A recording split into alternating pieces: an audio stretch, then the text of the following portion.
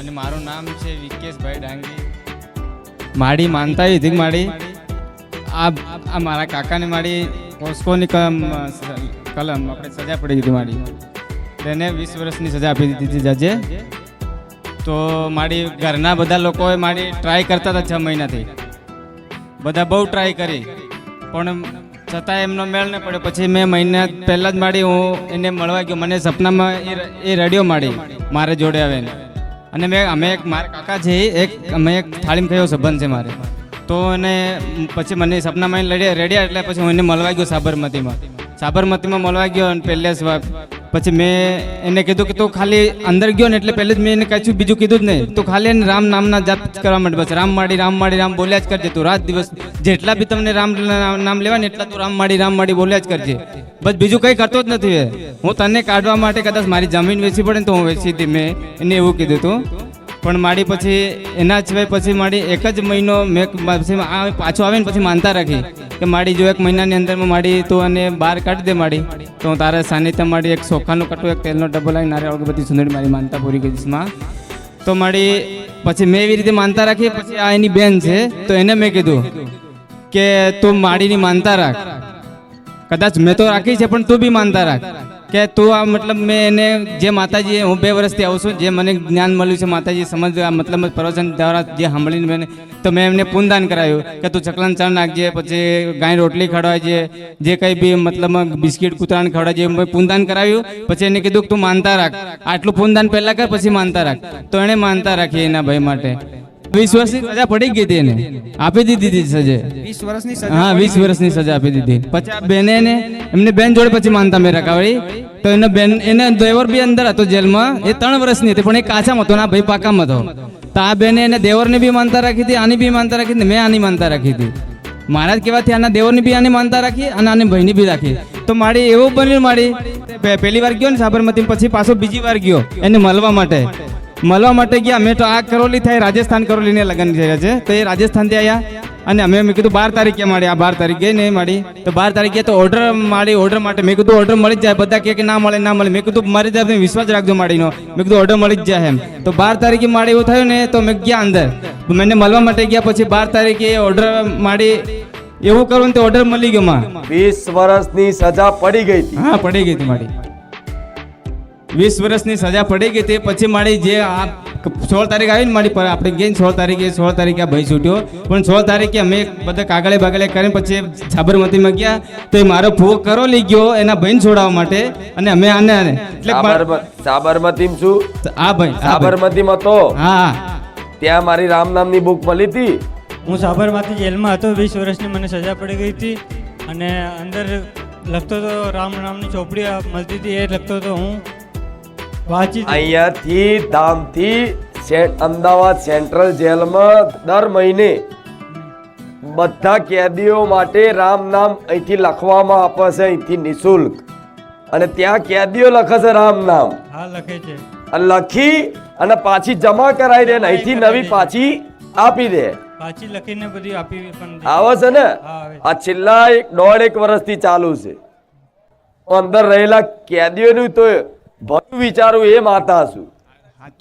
અને કેટલાય એવું નહીં કે કઈ બતાવું કે કેટલાય છૂટ્યા, પણ આ અનુભવ છે રામ નામની મહિમા કે 20 વર્ષની સજા પડી હતી, પાકો કેદી થઈ ગયો તો માડી. તો માનતા રાખીને કેટલા સમયમાં છૂટી ગયો? એક જ મહિનામાં પહેલી વાર મળવા ગયો ને બીજી વાર તો મારી ઓર્ડર લઈને આવ્યો એનોમાં. અને મારી છૂટ્યામાં તો મારી આનો દેવર અને આનો દેવર રાજસ્થાન કરોલી. અને એક જ ટાઈમ મેં મનમાં વિચાર કર્યો જો માડી તો કદાચ માડી એને જે છોડવાની જ હોય તો એક જ ટાઈમ માડી. તો પેલા મેં કીધું તું પહેલો છૂટ્યો ને માડી, મારા ફોને કીધું તારો ભાઈ પહેલો છૂટ્યો ને તો મને તરત ફોન કરજે. હું આજ ભાઈ નીકળે બહાર તો હું તરત ફોન કરી. તો માડી પેલો ભાઈ બહાર તો તૈયારી નકળીને ફોન કરી દીધો કે કઈ છે લાલા મેં તૈયારી, આનું નામ લાલો છે, આને તૈયારી ફોન કરી દીધો, મેં ફોન આપી દીધો માડી. એક જ સંગાત માડી. આ રામ નામની મહિમા છે. આમાં એના જેલમાં તો જવું પડ્યું, એના પાપ કર્મે. આ પાપ કર્મે માડી, એના કર્મે જવું પડ્યું, એને કર્મે જવું પડ્યું. પણ એ કર્મ ફળ ભોગવવું પડે. પણ છતાંય રામ નામ જપ કર્યો, એને એની વાતનો વિશ્વાસ કરી અને રામ રામ રામ રામ રામ રામ નિરંતર ચાલુ રાખી. બરોબર, એ રામ નામના પ્રભાવથી આ મારી મેલડીની કૃપાથી એ 20 વર્ષની સજા પડેલી 1 મહિનામાં બહાર આવી ગયા. હા માડી તારી તો માં હું વાત કરું માડી, હું બોલી નહીં શકતો માં હું. આ વાતથી એ સાબિત થાય છે કે હા, માં. રામ નામ જપ કરવાથી કરેલા પાપો નષ્ટ થાય. સાચું માં ભલે પણ હવે ક્યાંય અપરાધ ના થાય. હા માં. ભગવાન માતાજી એક વખત બચાવો, સાચું માં. નવું જીવન દાન આપે હા માડી, તો હવે ક્યારેય કોઈ એવી ભૂલ ના થાય. સાચું માં. એની જવાબદારી એનું ધ્યાન રાખજો અને પશુ પક્ષીઓની સેવા આ ચાલુ રાખજો. માડી તારી એક વાત માડી હોય ને મારા મનમાં 2 વર્ષથી આવે છે. હા માડી 2 વર્ષથી આવું છું એટલે માં. આટલું બોલે. હા માડી કે આજે મારા ગામના બી આવે છે માડી, મારા સગાવાલા આવે છે, મારા ઘરના બી આવે છે, મારા કુટુંબી આવે. આજે એટલે હું ખુશ છું. જગન્નાથ ભગવાન આયા જો જગન્નાથપુરીમાંથી. હા, બલરામજી, જગન્નાથ અને સુભદ્રાજી.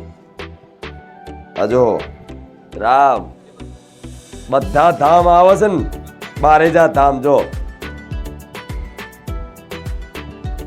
ભલે કોઈ ભક્ત લાવતા ભાવથી, પણ ભગવાન મારા ધામમાં બિરાજમાન થાય છે બધા સ્વરૂપમાં. ભલે રામ. હું ડેગામથી આવું છું, દેવી પૂજક સમાજની છું. મારી દીકરીને માસિક ધર્મમાં બહુ જ હેરાન થતી હતી. પહેલાં ભૂવા બોલાયા પણ કાંઈ ફરક ના પડ્યો. 14 ઉત્તરાયણના દિવસે અને 13-14 દિવસ થયા હતા તો મેં તમને પ્રાર્થના કરી કે માં મારી દીકરીને સારું કરી દે. તો પછી મને રાત્રે 12:30 થી 1 વાગ્યાના ગાળામાં માડી આવી અને કહ્યું કે બેટા તું તારી છોકરી ઉપર સિગરેટ વાળી મેકજે, પછી તારું છોકરીને સારું થઈ જશે અને તું ચિંતા ના કરીશ, હું બેઠી છું તારા પાછળ, તું મારી છે. તું રોજ મને દીવાબત્તી ટાઈમે કગડે છે ને કે માં મને ખોળે ખંચેરીને લઈ લે, માં મને ખોળે ખંચેરીને લઈ લે.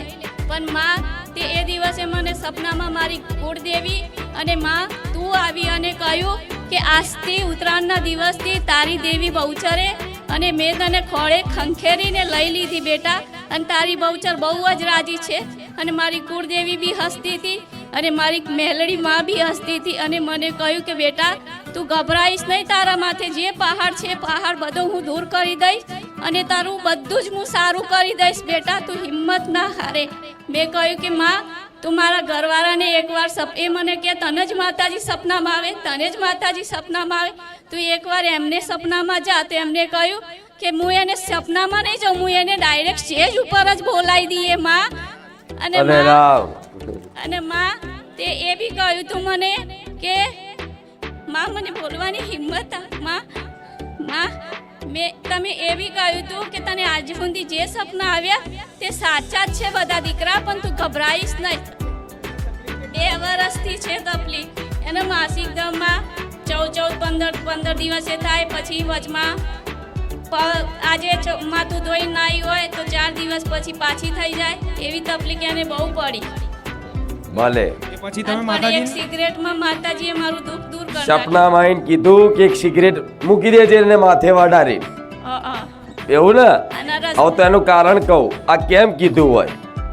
માતાજી કોઈ દિવસ વિધિ નહીં બતાવતા તો કેમ કીધું હોય? એનું કારણ છે તમે ક્યાંક ને ક્યાંક પહેલા ગયા હોય કોઈ ભુવા જોડે, કોઈ મૌલવી જોડે, કોઈ તાંત્રિક જોડે, તો કોઈએ પાણી આલ્યું હોય ને, મંત્રી પાણી નહીં પીવડાવતા અમુક એવી જગ્યાએ પાણી પીધું હોય, કોઈ દાણા ખવડાયા હોય, આ બધી વસ્તુ હોય ને પેટમાં ઉતારા કોઈ શક્તિ, એ શક્તિ આવું કાર્ય કરે પટેલ, તો એને ગમે તે એક સિગરેટ હલાવી નહીં, તે એક શ્રીફળ અપાઈ નહીં, તે એને તગેડી મૂકવું એ મેલડી છું. નહીં તો વિધિ કેટલી મોટી આવે, આટલું બધું વારણ ભેગું કરે જાત જાતનું. બહુ ભૂવા કર્યા ને, આ એટલે તકલીફ થાય સમજ્યા. પણ ભલે હું મેરડી જેવી હોઈશ, એક સિગરેટ મેં એમ કહ્યું જા એટલે જતું રહેવું પડે. એનું એ શક્તિનું માન એટલે રાખવું પડે કે તમે ગરજ ના મારે એને લાવો.